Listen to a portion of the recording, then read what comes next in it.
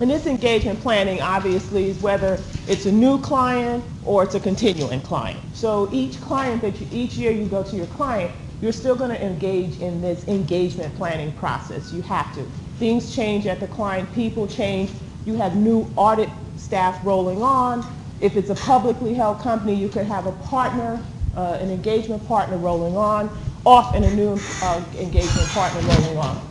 So obviously, what we're trying to do as auditors, or what auditors are trying to do, is they are issuing an opinion on the financial statement. So in order to issue an opinion on the financial statements, they have to have sufficient evidence. Right? That evidence has to be able to support their opinion.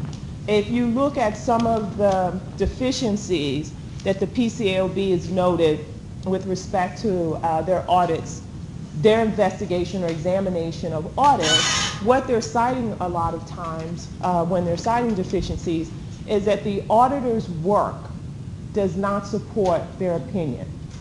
So they don't, the opinion, if they're giving an unqualified opinion, right, which is a clean opinion, the work that they've collected to substantiate that opinion is deficient. And so this is the importance of engagement planning, is to obtain a real good understanding of your client. Remember I said in the beginning that the audit approach is a risk-based approach.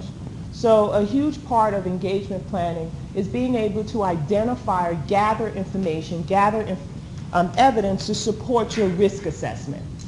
And next week we're going to talk about the audit risk model, and we'll talk about the components that's involved in that risk assessment process. So to obtain sufficient competent evidence, obviously most audits are not unlimited in their budget. A client is not going to say, look, just come on in here, do the audit, whatever it costs you, we'll pay you. Doesn't happen, right? So like anything, an auditor has to control the cost.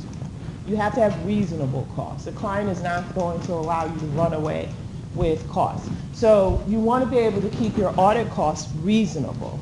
Right? You have to be competitive as an audit firm, and also to avoid any misunderstandings with the client. So you'll see in the chapter they talk about the engagement letter. So the engagement letter is the contract between the client and the auditor.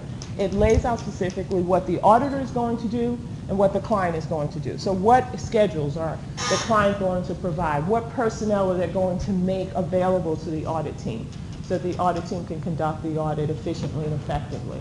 Right? What's the timetable in providing that? When is the client expecting that the auditors will issue the audit report? And this is extremely important for publicly held clients, right? Because they have to file their 10K by a certain date.